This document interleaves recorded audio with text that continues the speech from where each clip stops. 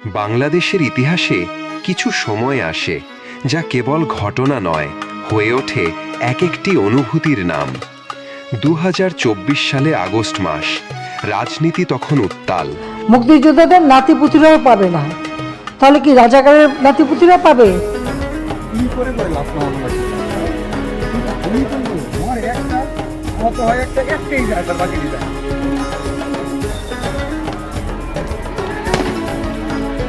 গুলি খাইছে একটা।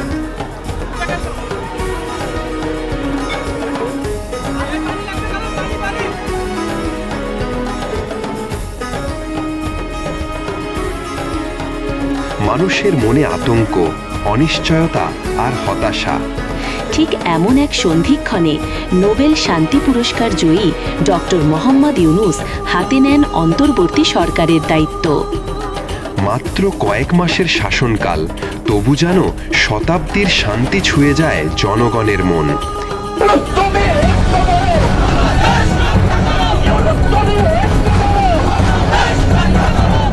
বিচার বহির্ভূত হত্যাকাণ্ড বন্ধের সাহসী উদ্যোগ, গুমের ঘটনা তদন্তে কমিশন আর একের পর এক স্বাধীন সংস্কার, এসব যেন একটি জনবান্ধব মানবিক শাসনের নিদর্শন।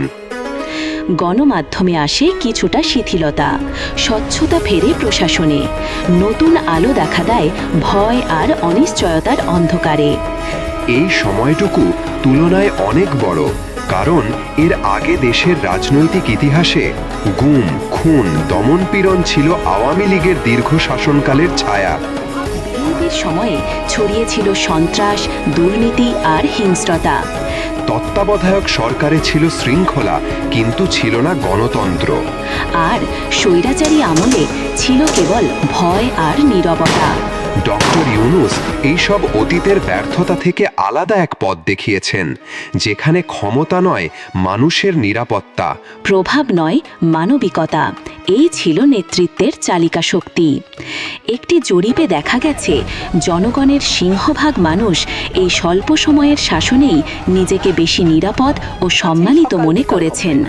কিন্তু এই শান্তির ছোঁয়া কি দীর্ঘস্থায়ী হবে, নাকি আবার ফিরে আসবে সেই পুরনো দুঃস্বপ্ন?